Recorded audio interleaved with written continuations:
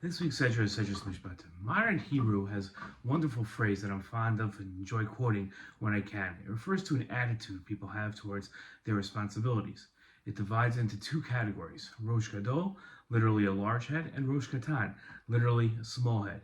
The phrases aren't referring to the actual size of people's heads, but rather a Rosh Gadol refers to someone who thinks about what more they could be doing to achieve their goals, while a Rosh Katan takes the opposite attitude, trying to just barely do what they must to fulfill their duties.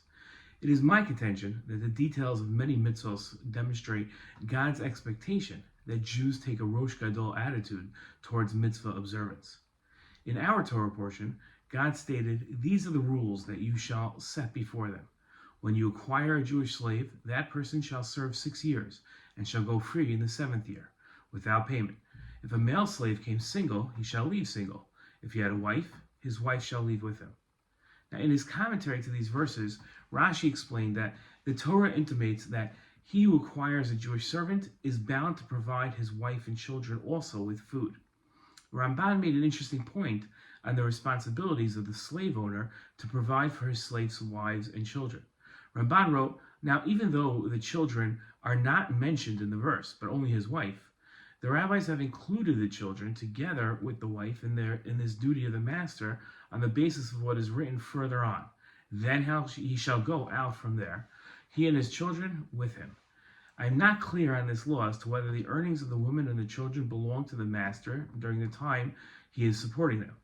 It appears to me, says the Ramban, that the master takes the place of the husband in this respect, for the Torah had compassion on the wife and children, whose lives are now hanging in suspense, and who expect to be supported from the husband's earnings, since now that he is sold as a servant, they are in danger of being lost in their misery.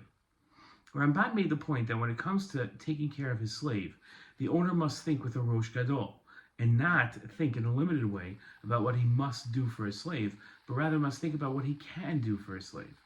The slave's owner's Rosh Gadol approach to his slave isn't unique in the Torah, but representative of the approach required in all cases of needy people.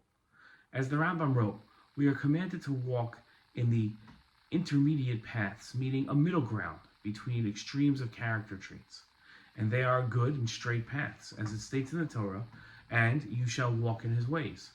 Our sages taught the following explanation of this mitzvah: just as God is understood to be gracious, you shall be gracious. And just as God is called merciful, you shall be merciful. And just as God is called sacred, you shall be sacred.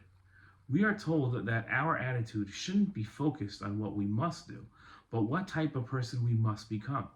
Ramban wrote that a slave owner must have mercy on their slaves' children and provide for them, and that this law is a demonstration of the Torah's mercy it has on other people. People have trouble parting with their resources when it comes to helping others, and frequently ask, "How much do I have to give?" The Torah requires us to look at things differently, and instead requires us to ask, "How much does the person need?" It's an attitude that directs the Jewish people in our dealings with other people in every single case.